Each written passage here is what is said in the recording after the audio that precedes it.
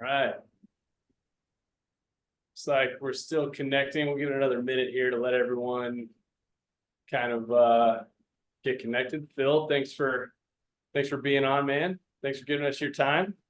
Thank you.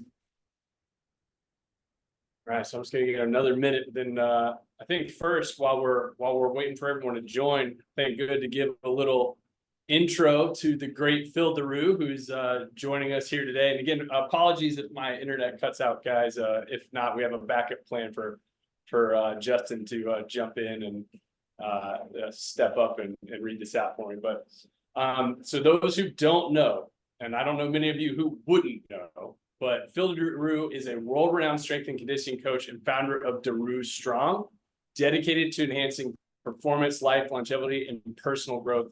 He owns the Daru Strong Performance Center in Boca Raton, Florida, where he trains elite athletes, including UFC fighters Joanna Jedrzejczyk, Dustin Poirier, as well as NFL players, boxers, and Olympic athletes. With over a decade of experience, Phil is known for improving power, strength, speed, agility, mobility, and endurance, and his methodologies are featured on major platforms like ESPN, Fox Sports, and UFC Embedded. So, Phil, thanks for joining us. And I know I already butchered a couple of those names, including the two we knew I was going to butcher. But thanks for joining us, and thanks for being a longtime Proteus supporter and user. And we're really excited to hear, kind of how you apply Proteus in your general, approach to power acceleration training with your athletes. So thank you again for joining us. Thank you, Will. We will not tarnish your reputation by just missing Dustin Poirier's name. I know. One of the most known fighters right now in the world. But we will let that go, Will. This was just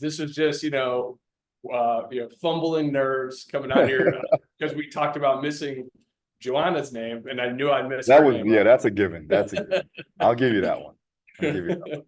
I should have gave you guys like Kevin Lee and other names like that. It would have been better. But thank you guys. I appreciate it. I've been using, like I said, I've been using Proteus for quite some time now.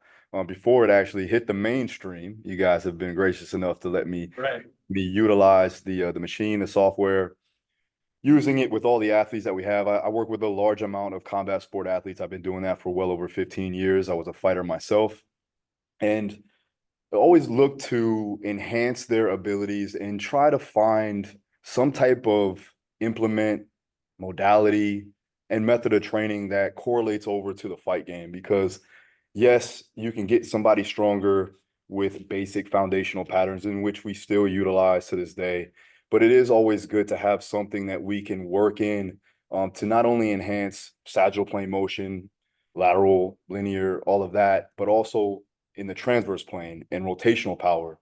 And that's huge in mixed martial arts. It's huge in rotational power sports, right? So that's why I love this. I love Proteus in general. I love the software that you can get feedback from in real time, which is important, especially when you're looking at data points and understanding where the athlete is and where they can get to.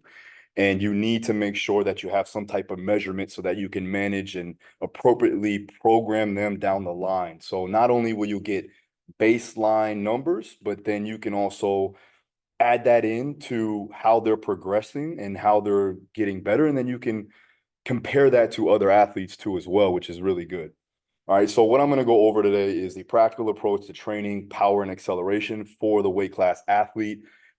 Like I said, I work with combat sport athletes, so I'm not going to bore you too much on the nuanced details of how I got started or anything like that. We'll go back into that, and then we'll also want to do, I primarily want to do a Q&A. So we're going to take a large amount of time for that. So if you guys have questions, let's get them going. All right, but first let's go to the slides, all right? Yeah. And let me just add, guys, throw any questions you have in the chat. If you don't want to, raise your hand at the end and say them out loud, throw them in the chat, and we'll get to them one-on-one, one at a time.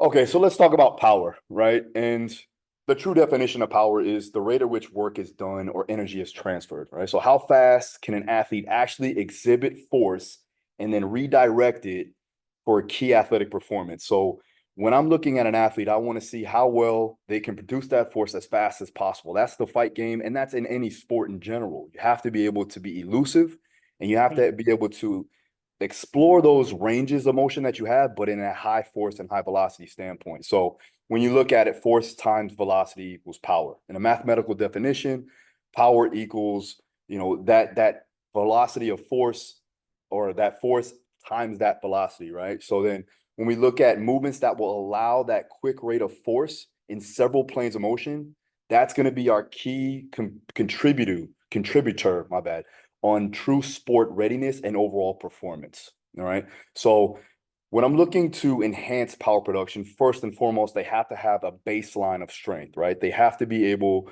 to produce force, right? So when an athlete comes into the gym, I'm going to measure that out. I want to see, are they stronger than they are fast? Are they faster than they are strong? And that's going to dictate where we start. That's going to be our base of support when we talk about where your limiters are. So from a limiter perspective, or rate limiting factor, we want to see, okay, do I need to improve on their ability to produce that force? So do we need to get stronger? And then when we do that, we're going to utilize base compound movements. We're going to utilize foundational patterns, and we're going to try to increase the intensity. And when I mean intensity, I mean the percentage of 1 rep max per se, not a feeling. It's more of a mathematical equation, right? So when I'm doing that, I'm going to look at higher loads, and I'm going to do that in a very specific pattern that is going to carry over, but also get us general strength. So you're looking at your basic squat pattern, hinge pattern, lunge pattern, push and pull pattern. That way, that can correlate over into when we want to improve on our power. We just got to increase the velocity based off of the strength that we've gained. All right. Cool. So again, ways to increase power production. First and foremost, like I said, building force, right? 80+% is where we want to aim towards when it comes down to 1 repetition max. You can get away with working in that 80 to 90% range. You don't have to go to a max effort, meaning 90+%. But when you're trying to increase true force, absolute strength, you have to go at that higher intensity. Sometimes my athletes don't have the ability, though, to get into that higher force range without sacrificing technique or form, right?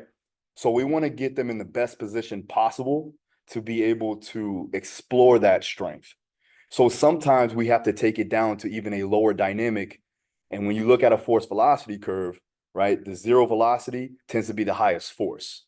So what do? You can do overcoming isometrics, right? Increasing force production in several different ranges.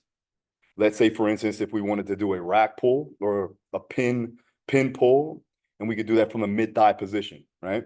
So you're doing a mid-thigh isometric, overcoming isometric into pins. Now that's going to allow you to get strength in 15 degrees up or down. So now you got full hip extension worked on from a high force perspective, being able to produce that force as much as possible. Now you can use other ways to measure that. You can use a force plate or so on and so forth, but really the goal is just to get the adaptation, right? I like to use somewhere around 3 to 6 seconds because that's the maximum amount that you can strain underneath heavy amounts of load, right? Anything more than that, now you're working on strength endurance and muscular endurance. All right. You want to improve on your neuromuscular activation, so your neuromuscular efficiency, right? So being able to activate that central nervous system and be able to produce that force as fast as humanly possible, right? Increasing tendon stiffness and elasticity is going to be another way to do that. Overcome, or I should say, overspeed eccentrics and plyometric drills can definitely enhance your power production going down the line. Periodizing and planning appropriately.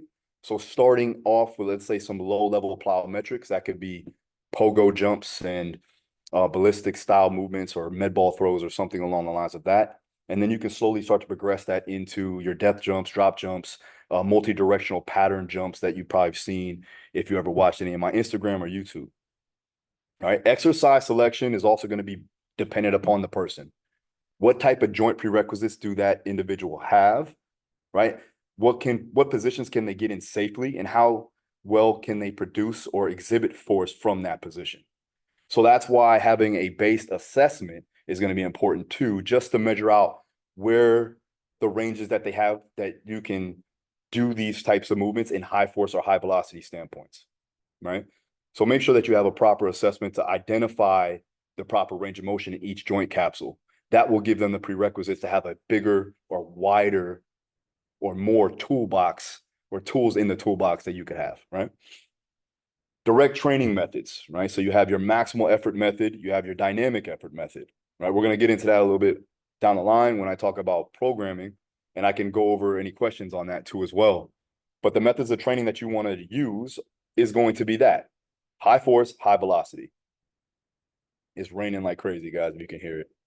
I don't know if you guys can hear it, but definitely raining down over here. All right, so I took this from the UFC PI manual. This is the I believe it's 2024 here. So this is fairly new. But going back even to 2018, the numbers are pretty similar. And if you look at peak counter movement jump height, like the average for each UFC weight class. And as you can see, the highest here is the light heavyweights. And I thought that was pretty interesting because, you know, their ability to produce force is obviously high. They're light heavyweights. So that means they're probably walking around somewhere around 225, 230, somewhere around there. As you can see, the heavyweights, though, they may be able to produce force, but not at the velocities of a light heavyweight. So as you can see, if you're looking at pure power, you need to still have a high amount of velocity or speed produced into a particular movement at a particular range with that force being produced as well. So being fast isn't the only thing, because then these straw weights and light weights would be up there at the top. It's not too much. It's not enough to be, very strong, because then the heavyweights would be at the top. So right around the middle is where we want to meet, all right? Same thing with the relative power output. Light heavyweights are at the top. Okay, so again, we'll go back to the weight class relative power output. So this study was conducted in 2020. There's the cited source if you guys want to see that. Copy it down. But study was conducted on May 12th, 2022, or 2020, sorry, typo. My bad, go back. 2020. Olympic weightlifters examined performance data across different ages and body mass categories. So body mass significantly affected the power output, especially with the athletes that are more mature, have more experience, have more technical efficiency. Higher body mass is typically associated with greater absolute power outputs. However, when normalized body weight relative to power, lighter weights classes often exhibit higher power to weight ratio compared to the heavier classes. So is that a case where maybe they were able to produce force as fast, or may not faster in certain ways? But I think it's just because of the fact that they are lighter and they're just moving weight fast, honestly. Okay. All right, so in combat sports, it's another study done here in the late 1747. So 2011 was when they performed this study. I don't know how relative it is now to this day, but they did research on elite wrestlers. And I think this was primarily freestyle wrestlers, not Greco-Roman or anything of that nature. So elite freestyle wrestlers has shown that relative power outputs are crucial for performance, especially in weight classified sports where power to weight ratio can be a decisive factor. In any combat sport, relative strength, relative power output is obviously going to be something that we need to look into and have, because it is a weight class sport, right? So what I've seen from the years of training athletes, 200 plus professional fighters, the ones that have that one punch knockout power, they have great acceleration and they have built-in strength, but they know how to produce that force fast with great technique. So I think there's a technical aspect that has to do with this too as well. And that's going to come into play with the more experienced fighters or athletes, right? So studies have demonstrated that lighter wrestlers often have higher relative power output compared to the heavier ones. Again, we have that comparison of the weightlifters and the wrestlers. This is due to higher proportion of fast twitch muscle fibers and better muscle efficiency in the lighter weight classes. So when you're training to increase power production, like we said, we want to enhance fast twitch fibers. When you're looking at a power endurance sport, something like wrestling, boxing, anything like that, we need to not only produce that power, but they need to have that power be able to be repeatable. So power endurance is going to be another factor. So we like to utilize power movements or fast twitch movements under a longer duration of time to build that capacity, because the fights or the matches are going to last longer than 5 minutes. So we need to make sure that they have that ability to repeat those bouts of high intensity for a longer duration of time. So once we develop that power output relative to their body weight, then we want to enhance the capacity of that power output. All right, relative and absolute power. That's the differences here. So relative power is measured in watts per kilogram, often favors lighter athletes who can generate high power outputs relative to their own body weight. So body mass impact on it. Heavier athletes may have greater absolute power. That makes sense, right? But their relative power based on their body weight may be lessened. So the implications from the training perspective, the training program should focus on maximizing power output while considering the athlete's body weight, right? So aim to enhance the power to weight ratio, especially in sports with relative power, is critical. So any sport that requires power production, you can make a case for pretty much every sport. But for the most, especially for me, with combat sport athletes, like I said, we want to make sure that we're working that accordingly. It's going to be, especially getting closer to a fight, that's going to be more of a priority, right?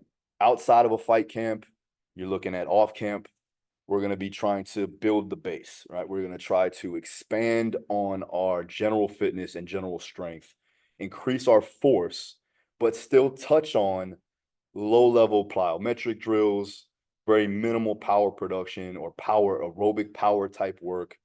What I mean by that is plyometrics with higher capacities, not as much higher intensity, but we are setting the baseline to go higher intensity down the line once they get closer to a fight camp. So the practical application, athletes and coaches can use these insights and tailor their training regimens that optimize both absolute and relative power outputs, right? Depending on the specific demands of their sport and the weight class, that's always going to be an indication. So let's say, for instance, as you can see, that light heavyweight, for light heavyweights, if you also look, I didn't put this on the slides, but they have a higher percentage of knockouts too as well. So if you look at it from that perspective, to finish fights and to be successful, we need to improve on their power production, especially if you are in that weight class that requires that to happen, right? For the lighter athletes, my primarily focusing is going to be on increasing their strength, increasing their force. So my primary focus will be on that for the lighter athletes and for the women. For the heavier weight athletes, we're looking at anywhere between 170, so welterweight and up. We're going to start working on their speed and their power, because we know that overall they have the ability to produce that force. All right. And again, it's relative to the person. It's subjective, obviously, but for the most part, that's what we're looking at. Okay. So this is something I got from Proteus. The insights that they gathered for combat sports and just weight class athletes, right? Overall averages on power versus height. Now, the reason why I like this is because if you look at limb length, right? Anybody that can have great amount of knockout ability, they have leverage, right? So if you look at John Jones, if you look at anybody, or Francis Ngannou for that matter, their limbs are long, so they can produce a lot of torque and a lot of force, but with that longer range of motion. So now that power can be increased. Now, if you look at, there's a cutoff here, somewhere around 6'2", and then it kind of levels out, right? 6'2" to 6'6", it kind of levels out. But that does play a big role in your ability to knock your opponent out, right? That limb length, torque angles.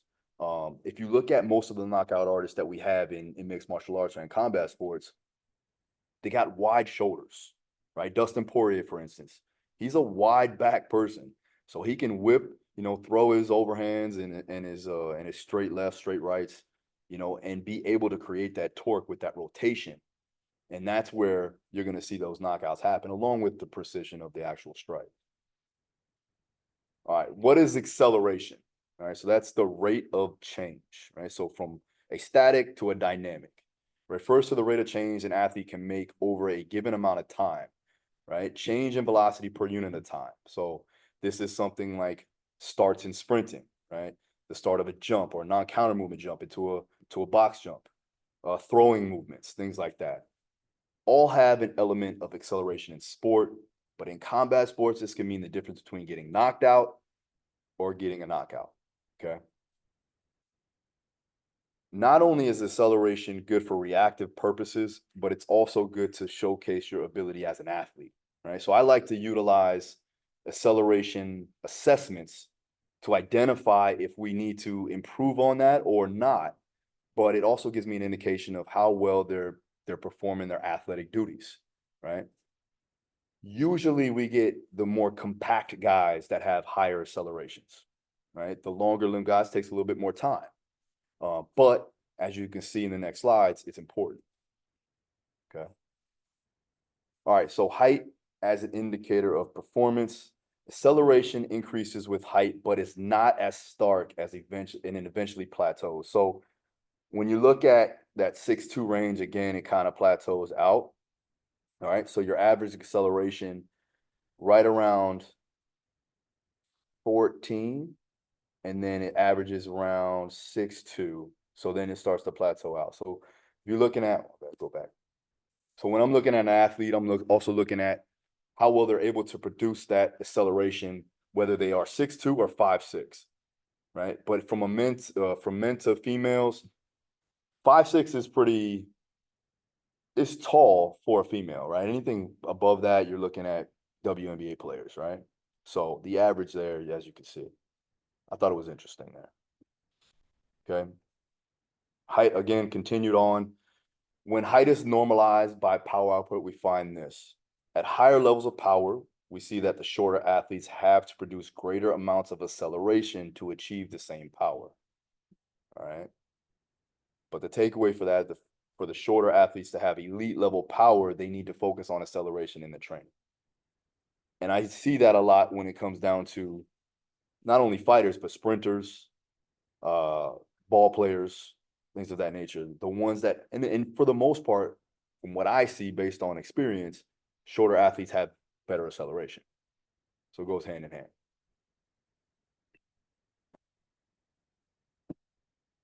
So Proteus findings on weight and its indicator of performance. So an average overall power versus weight ratio. Here we go. For both men and women, power increases with body weight until it reaches a tipping point. And I think if you look at the tipping point is around 200 pounds for men and 190 for women.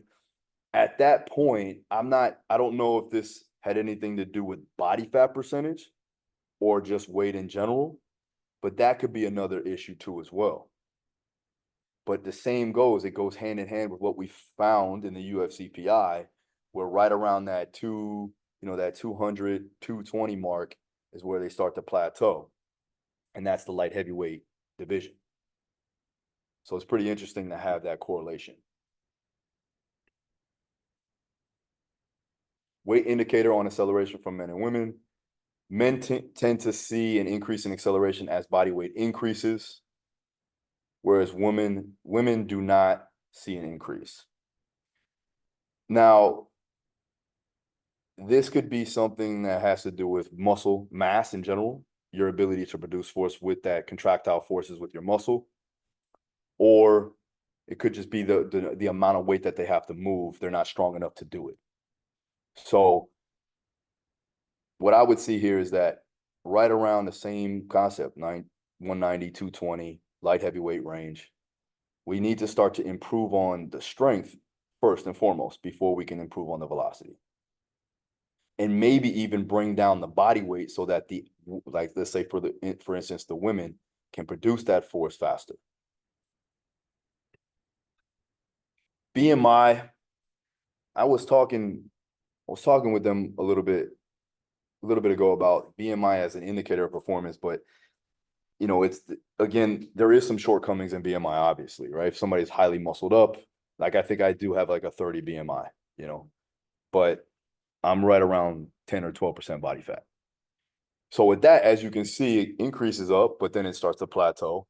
But one could argue that the overweight athletes tend to be the highest performers. But at the end of the day, we got to look at, are they in shape, right? So if their BMI is high and they have a high body fat percentage, well, maybe a case of them just getting more in shape, right? Bringing down their body fat, being able to produce more force that way, increase muscle mass size, things of that nature. All right, so let's talk about velocity-based training. Now, with VBT, I use it as a tool not only to understand where we're trying to get to, but also as an objective indicator to capture data so that we can handle, you know, either autoregulatory means for fatigue management or just see how well they're moving so that we can have specific adaptations to the imposed demands, right? So provides the coach and athlete with a specific percentage of velocity to ensure goal-specific adaptations, establishes a baseline of percentages for each lift to establish proper loading protocols, volume and overall workload, which is important, obviously. It also aids in fatigue management, like I said. So with that, I'm going to get a baseline number on their velocity-based training. I'm going to do that with several different patterns. I also like to do that now with the Proteus with rotational patterns, right? So whether it be a chop, whether it be just a standard transverse rotational movement with planted feet or with a pivot. Either way, we're going to get some baseline numbers on that. And then from there, if they're 10% lower from their baseline and they come in, they tell me subjectively that they're not feeling good or they had a bad session or they're just feeling fatigued or tired or sore, I'll throw them on the Proteus and then I'll get to see exactly, you know, where they're at from their baseline. Like I said, if it's 10 to 15% lower than what they had from their baseline, where we should be progressing, then that's an indication that we do need to deload, bring down the workload a little bit there from a volume perspective on that particular training session. That way we don't dip into this non-functional overreaching range or even overtraining. All right. So gold standard for me for VBT monitoring. So Proteus does now have that velocity-based tracker in it, which is important because, like I said, it gives us a good indication of where our tension or resistance needs to be in order for us to get either high velocity or high force or just power in general, right in the middle, right? With that 3D resistance, it allows us to stay consistent with our concentric action. And then obviously they have to stop the momentum. So there is that absorption of force and redirection of force. Another thing that I like about it is that it doesn't get my guys sore because most of the action is concentric, right? Not to say that you can't, but it's very hard to do so.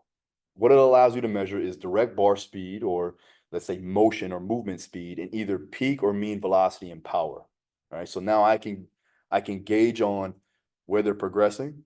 Are they staying and maintaining that mean velocity and that mean power output for a longer duration of time? Let's say, for instance, we wanted to go for a full minute and I'm looking at power and I want to see if they decrease or reduce their power output within a 30 to 45 second time span, which is important when you're talking about fighting, right?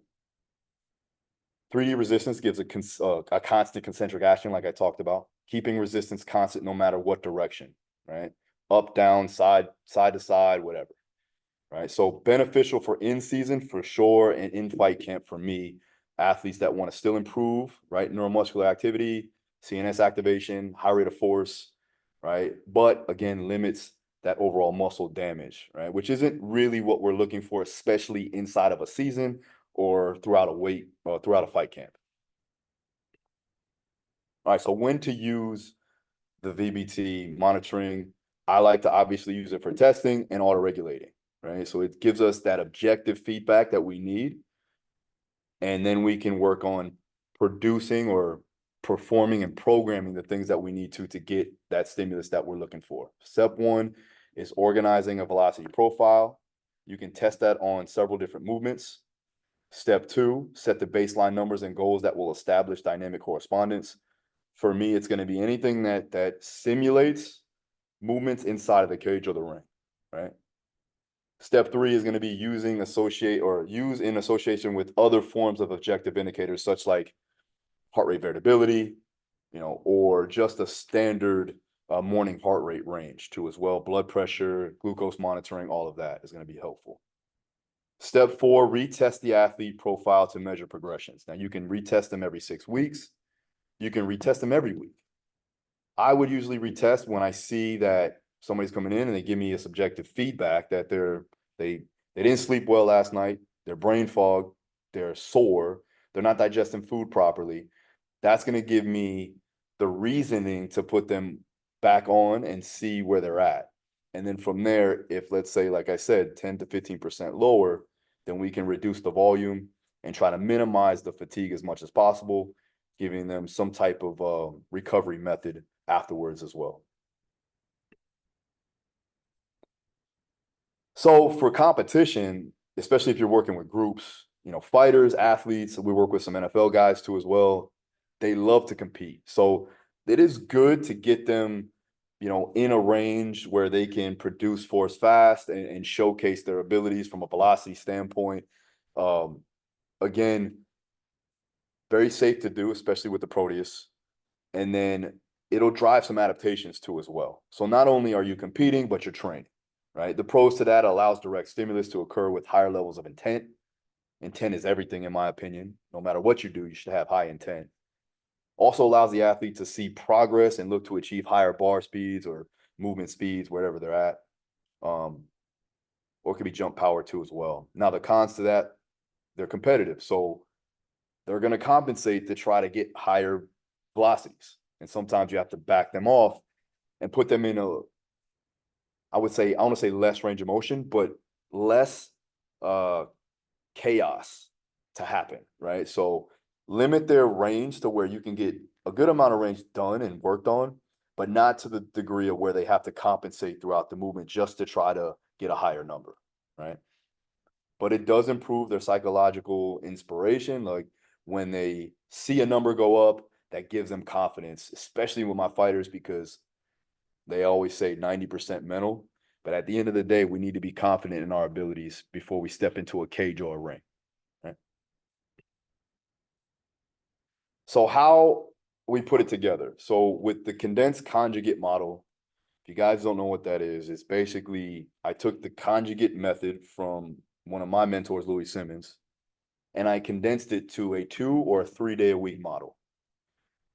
Basically hitting all the methods of strength training in a single week, building it up vertically. So we have vertical integration worked on, but we focus on each individual aspect and just make sure we maintain others, right? So you never delineate on your training stimulus. So for the 2 day model, day 1 would be something like a dynamic effort upper and a max effort lower. So we're working speed up top, strength down low. Your repetition effort or your accessory exercises for single joint movements or something along the lines of that, if you're trying to build up hypertrophy for some reason, you would work that in your lower. So if it's ME lower, it would be repetition lower because it would be accessories for your maximal effort lifts. Day 2, you just switch it. And we do that every 72 hours so that the body has the ability to rejuvenate, recover, and go from there, right? Each day will be broken up into upper and lower to maximize time efficiency, right? So that's the main thing. With my guys, they're training multiple times throughout the day. So time efficiency is key. We want to get them in and out in less than 90 minutes, and that's including the warm-up. And my warm-up is extensive, 15 minutes primarily, right? For a 3 day model, we would break it up into depending on where their limiters are. So when I go back and talk about that force velocity profile or finding out if they're stronger than they are fast or faster than they are strong, then that way we can probably put the aim towards more frequency of either strength or power. So the 3 day model, let's say, for instance, if their limiter is they can't produce high force, so not strong, right? We're going to do 2 max effort days or 2 heavy effort days, and then follow that up on the 3rd day with a full body dynamic, right?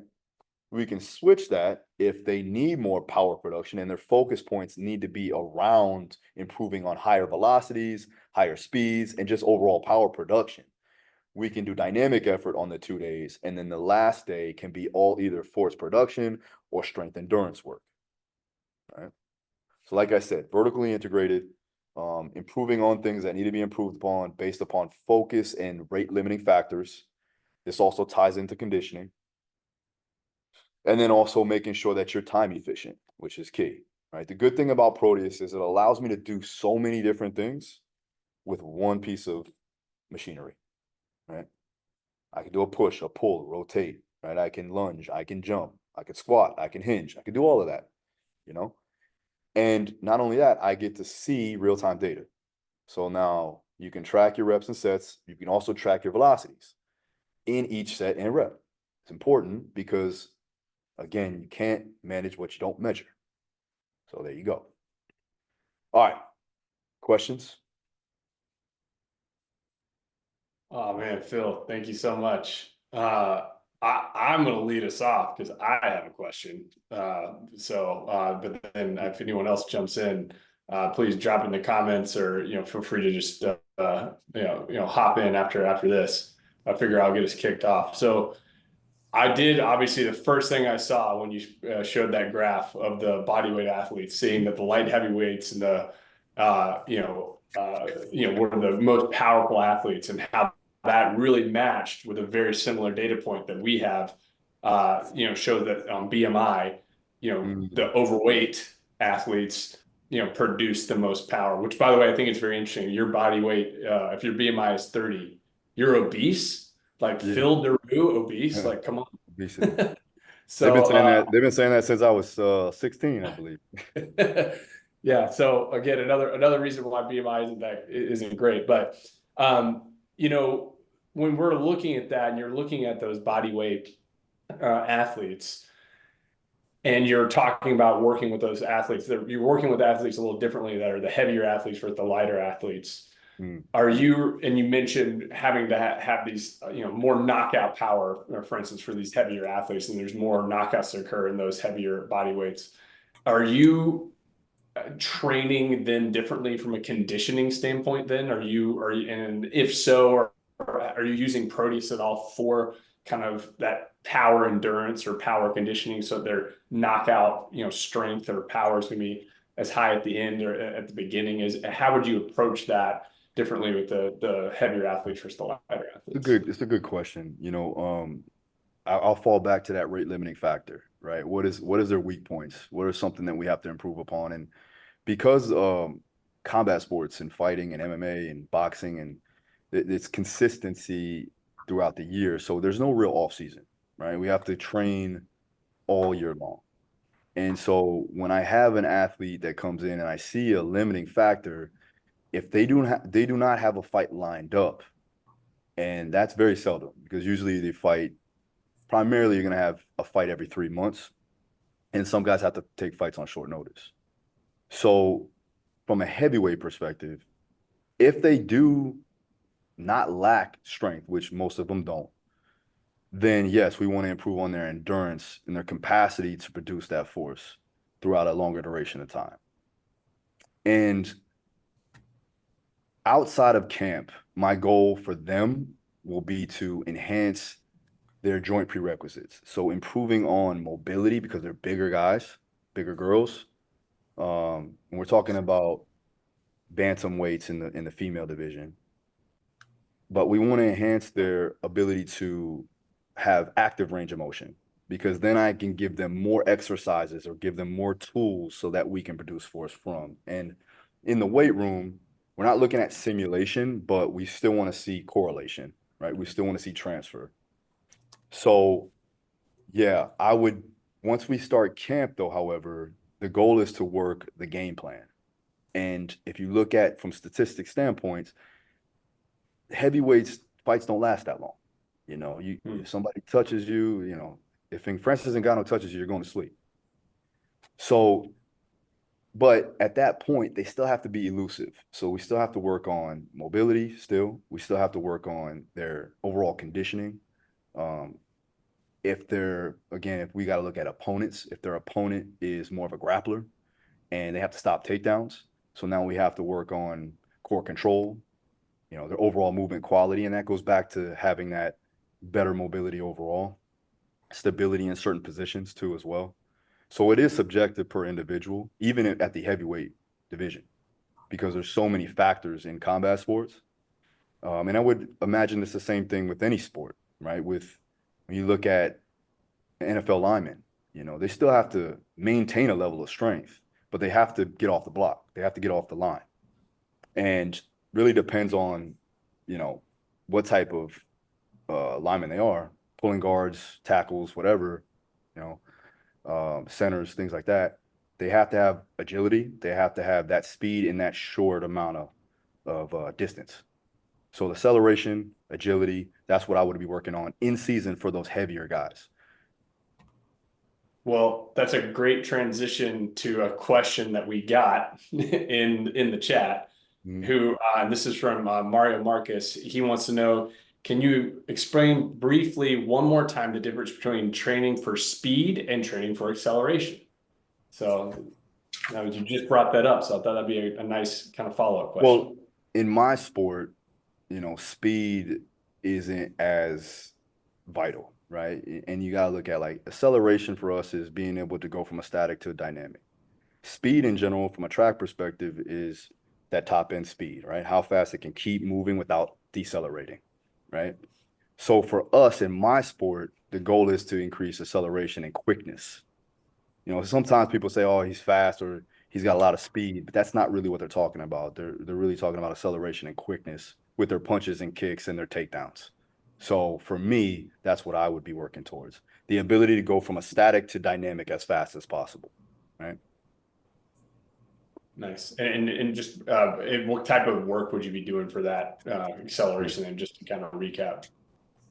Well, a lot of it's going to be plyometric based, from, let's say, for instance, well, first we would start off with a non-counter movement jump type of movement, right? If we're talking about lower body, it could be a box squat box jump. It could be just a standard counter movement jump, and we do that in all different ranges. Also like to utilize landmine throws, things of that nature, anything that's ballistic from a static to dynamic.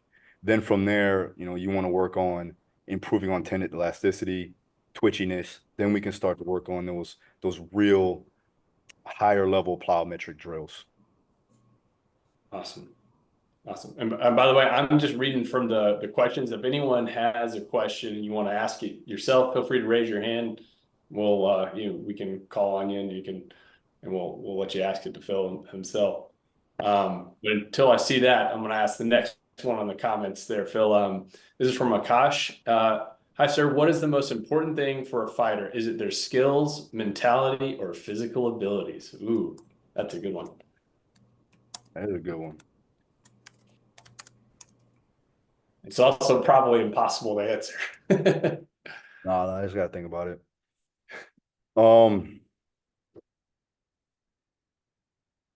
Skill set is definitely a priority, obviously, especially at the elite level, at the UFC level. Mentality and physical ability. So if I were to put it in like a, hierarchy, mentality for one. You're looking at fighters and any athlete, you have to have a proper mentality. Any successful person, you have to have a proper mentality to do it. You have to be mentally tough. You have to have fortitude. You have to be able to drive into the arduous task. From there, you have to have the overall athleticism and physical capabilities to do the work. And then after that, we need to acquire the skills that you've been given from a talent perspective in order for you to stay in the game. So it's not just what's more important, it's just a hierarchy of importance. So if I look at it, I look at athletes such as, with Dustin Poirier, with Joanna, with Edson Barbosa, with Junior Dos Santos, and I'm naming these guys because they're at the pinnacle of success when it comes down to MMA. And they all had, first and foremost, the mentality of a fighter. They may not always have the best skill, but they never started out that way. They had to acquire that skill over time. And then from there, they got better and increased their abilities and got to the UFC and became world champions, each and every one of them. So it does take that first. So with any athlete, I got NFL guys in here. I work with Olympic judo athletes. You know, I work with celebrities.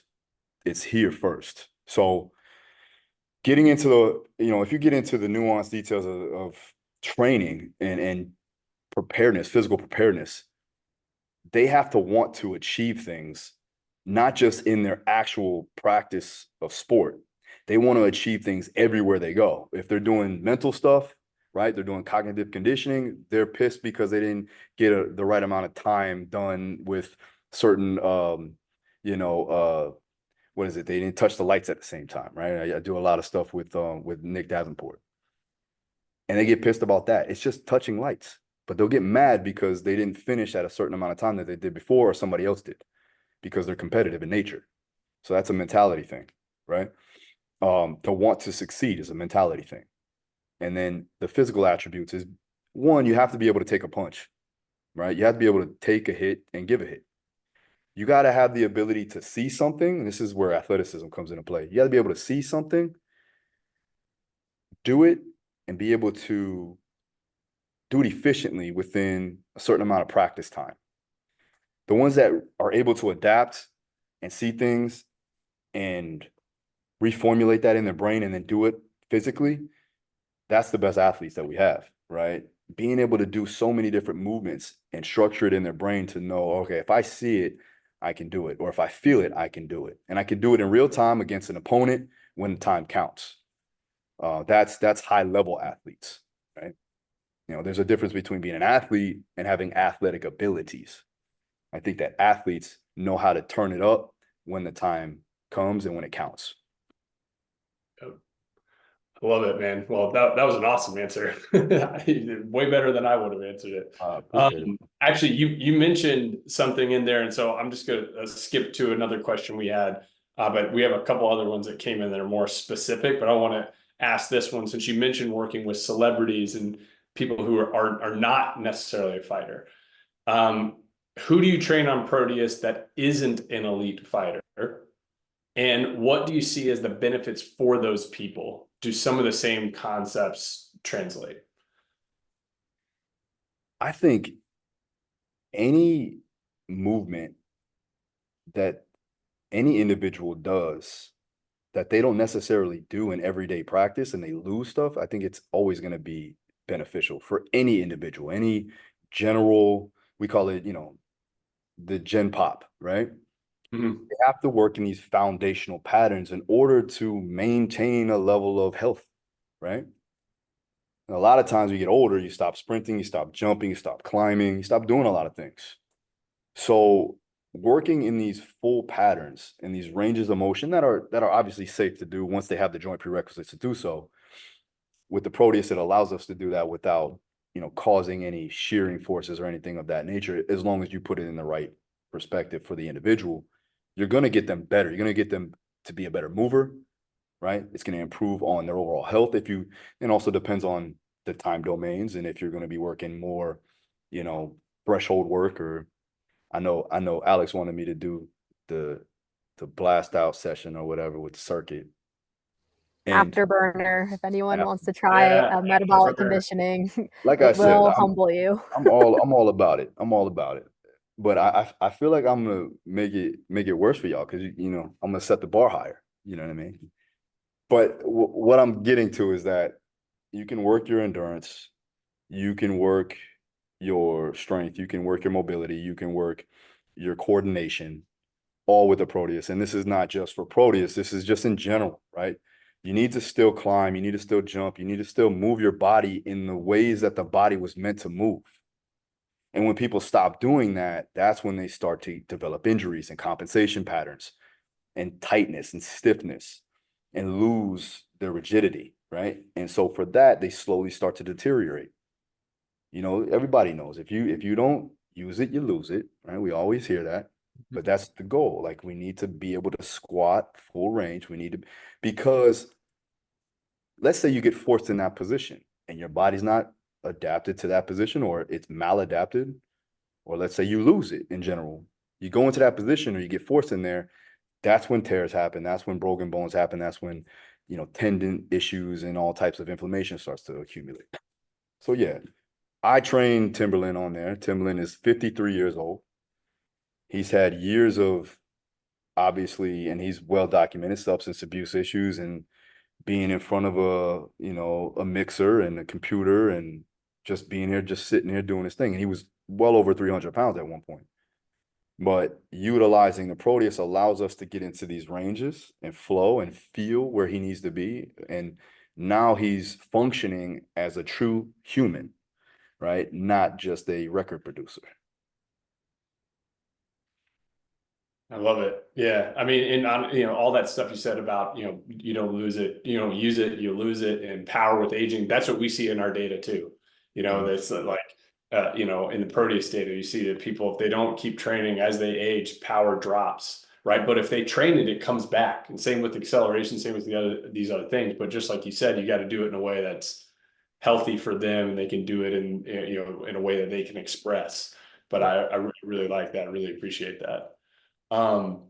Just to get to a couple other more questions before we sign off here. I want to get to some more, you know, fight specific ones that people asked. So this is someone, I thought this would be fun. This is from Justin Ryan. I'm getting ready for my first amateur MMA bout. What should I be doing when it comes to training energy systems 6 weeks out? I do your condensed conjugate model for strength, however, looking to improve upon my cardiovascular fitness. Okay. With amateur fights, they're 3-3-minute rounds, so it's a little bit faster. They're still going to have a base of aerobic capacity, so I would still work on improving that. So doing, you know, your long, slow distance running, marathon running, I always like to utilize if you are a runner or if you have the ability to run. And then also you want to switch up the modalities of training too as well. So still working in those aerobic zones, right? You're looking at zone 2, somewhere a little bit lighter of intensity, because we want to improve on the delivery of oxygen. So if we did it, you know, again, if you did running one day and then maybe you did cycling the next, maybe swimming if you're efficient in swimming. The problem is that some people don't know how to swim, so then it becomes more of a lactic-driven type of environment. But yeah, if you're efficient with those movements, just keep it at that conversational pace. You want to do that at least 2 to 3 times per week, depending on your limiters, right? So if you are highly muscled up and you're very explosive, primarily you're going to need to improve on, because that will be a limiter, is your ability to deliver oxygen. Now, you can utilize oxygen all you want, but it's being able to deliver it back. So increasing on your VO2 max, increasing on your capacity to do work over time at a lighter or lower intensity is going to be important, because that'll give you a base of aerobic capacity that spans throughout all of the energy systems that you utilize inside of the fight. 1 to 2 days out the week, especially I use it concurrently with the weight training session. I will do some type of alactic capacity style of training. So repeat sprint intervals.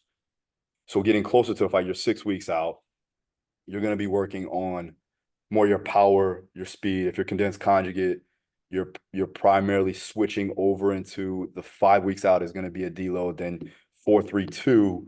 Now you're going to be doing contrast sets where you're going to be working high force with an isometric, overcoming isometric into an explosive movement, you know, with the essence of building up more unit recruitment and rate coding and all of that, so that you can have higher power production through a certain range of motion.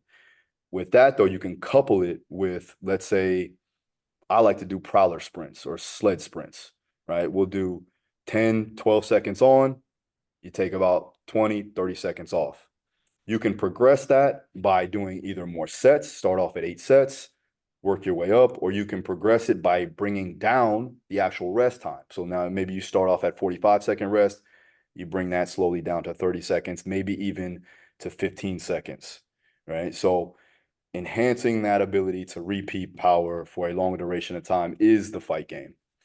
1 day out the week, though, however, if you're not doing it in your skills training, meaning you're not doing like live rounds of grappling and like sparring in general, you can do what's called lactic capacity circuits, where that circuit will be simulated in a particular time domain of the actual fight. So you do 3 3-minute rounds, 1 minute rest, and you would do certain movements that correlate over into the fight game. Now, it could be sprawl to shoot, it could be ground and pound work, it could be heavy sandbag carries, anything that is going to be implemented inside the fight. You want to do that in a controlled environment, and then obviously have the ability to buffer out that lactate. So you want to touch it, increase your ability to cope with that acidity, and then buffer it out as much as possible with that time that you have to recover.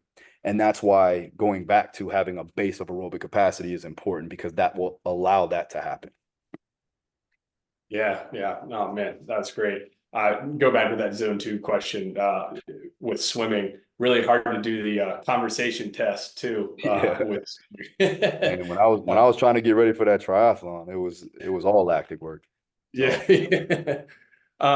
So just a couple more quick ones here, Phil. We appreciate it so much. So how would you look, and this is from Jay Esquera, how would you look to set a strength baseline with young combat athletes?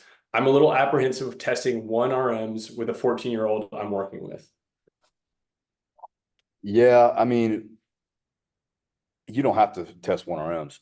What I would do is, if you have the ability, obviously you can use Proteus, force plates, you can use isometrics with that. And then also, honestly, it's not that big of a deal to really find out their true 1 rep max.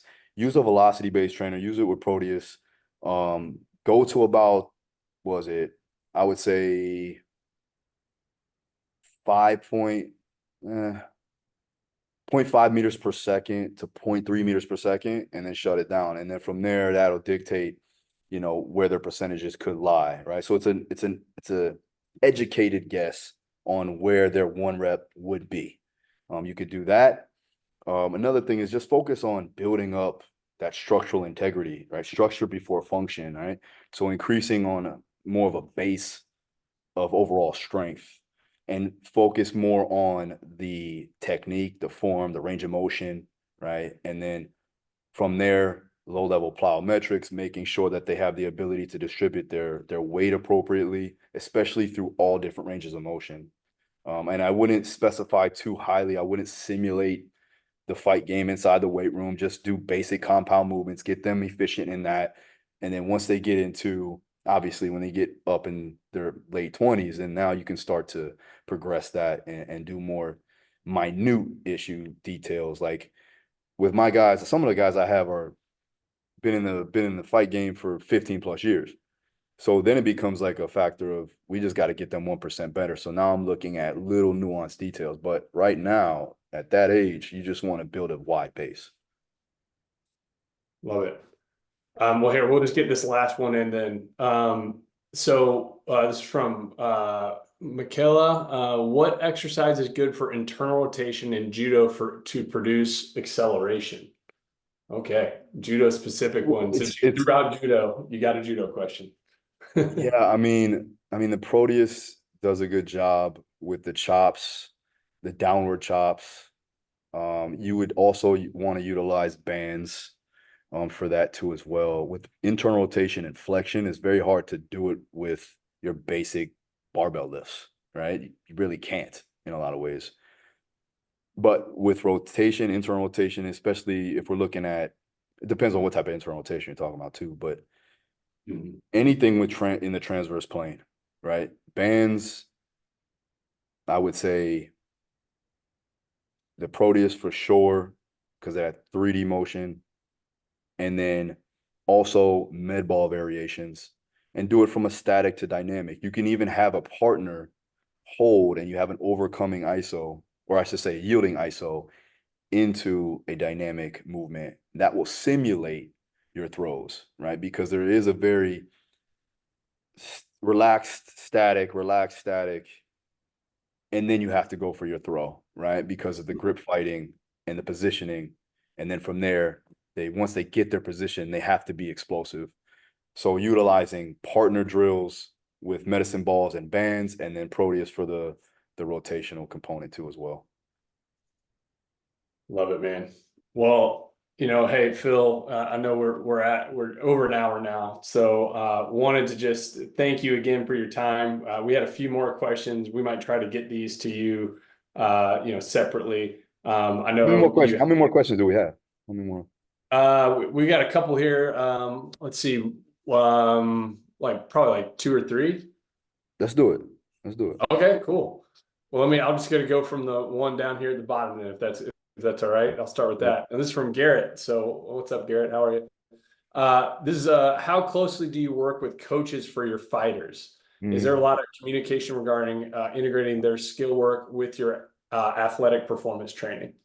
Yeah, so this is a common question. It's actually one of the main things that I talk about on my mentorship program with all the coaches, because without that communication between coaches, you're in the dark, right? So you could be training them at a high intensity, they could be training them at a high intensity, and no matter what you're trying to do from an auto-regulatory standpoint, it don't matter. So let's say you scheduled out a deload that week, but the skills coaches had other plans, right? So then that deload becomes just inefficient and worth shit, basically.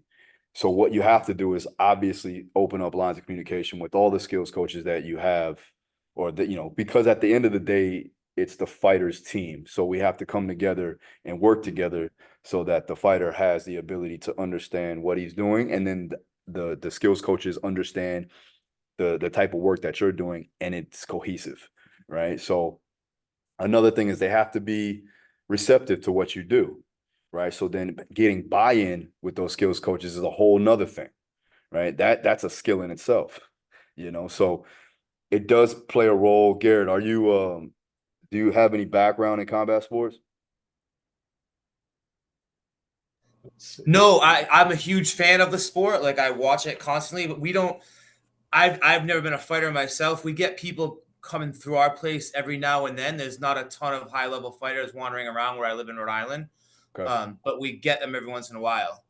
But I'm a huge fan of the sport in and of itself. And there are things that like we deal mainly with stick and ball athletes, but we come across in a private facility, we come across the same problem with you because we got pro teams, college teams, high school teams, parents. So we deal with that concept happens here every day, all the time. Yeah, for sure. Okay. So the goal would be if you did get a fighter in and, they had, depending on what team they're in, and usually in Rhode Island it's pretty small, so you probably have like 1 or 2 teams there, right? 2 big gyms. I'm not really sure. I had a buddy of mine who used to work for us a little while. Actually, had a cup of coffee in the UFC, and I think he had like a team here, but he would travel all around. Like I know he went to Team Alpha Male for a little while and went to a couple other he was places. bouncing. Okay. Yeah, that's tough. When they're bouncing around like that, it's pretty tough to really hone in. But what you have to do is then you have to communicate really well with the fighter. Because if they bounce around and they don't really have a true coach, or let's say they do have a coach, but it's primarily just somebody that they use for fights, they have to take it upon themselves to communicate and connect the dots between you and the skills coach. Yeah. Okay, thanks. No problem. Awesome. Here, let's get this last one here, Phil. This is a fun one. Hi, Phil. Big fan from Germany here. This is from JD Kawa. I was wondering if you implement cognitive training aspects in your game plan. If yes, how do you periodize them and what do you like to do? So I don't necessarily have somebody else do it, but primarily, yes, we definitely use it. We use it also as a substitute for sometimes even sparring, right? So if a guy, let's say, got rocked in sparring, or let's say, for instance, they're just tired, fatigued, we can still utilize reaction drills, other means of cognitive conditioning to help improve their performance, but not get them punched in the face, right? So, I mean, basically that, and then we progress that through what was it? Trying to think of the word. But we progress it through times, and then we also make sure that we increase the intensity based upon what they're doing. So if it's like, let's say we're doing the light treatment, right? So if they're doing lights and we're doing green and red and they have to, it's hard to show you, but if they're doing green and red, and they have to pick the green out before, let's say, it disappears, and let's say it's at 3 seconds, right? And then now you progress that and it disappears in 2 seconds. It disappears in 1 second. So like the reaction time, it has to be increased. You know, I'm just giving you an example, but there's more to that too as well. But that's how we would progress it over time. And usually we progress it within, it's actually pretty fast. It's like 1 to 2 weeks we start to progress them. And you don't really need to do a whole lot of it. You can do once or twice a week. And the data has shown that, you know, you'll get benefits by doing it once or twice a week as opposed to doing it every day. So yeah, I mean, the biggest thing is like for us is making sure that they're not too antsy, too jumpy, because with fighters, they have to be able to read and react accordingly. So impulse control is a key factor. Measuring that impulse control or false steps or compensating through motion. And then you can throw in higher dynamic movements. Like let's say, for instance, maybe not touching it, maybe they have to use their feet now. You know, they're going lateral, they're going linear, whatever they got to do to get to that light. Now, we don't just use lights, you can use pattern recognition. We use a grid.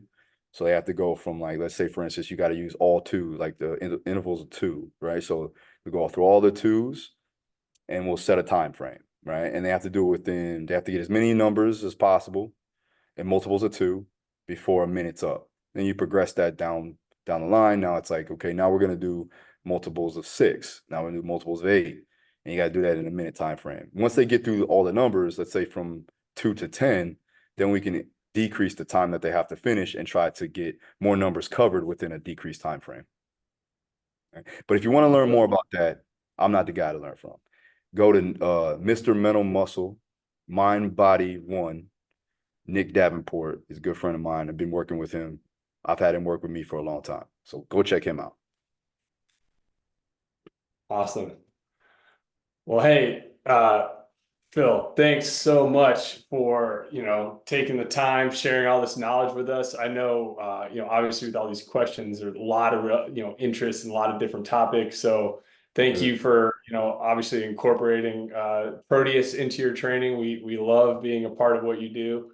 And we just can't wait to see what else what else you got coming next. And just for everyone who knows, we're going to send an email following up, but we also have a link to download our State of Power release that we just came out with. This is part 1 where we're really covering, basically a lot of things Phil covered here, the differences in power with height and weight, but also with aging. So if you're interested in those topics, we're just doing our first release of that right now, and you can download that. And then obviously, if you want to follow Phil, he's at Daru Strong pretty much everywhere, right, Phil? I think that's on all the platforms. So thank you very much. And thanks everyone for joining. And can't wait to see what you're up to next. All right. Thank you guys. I appreciate it. Take care.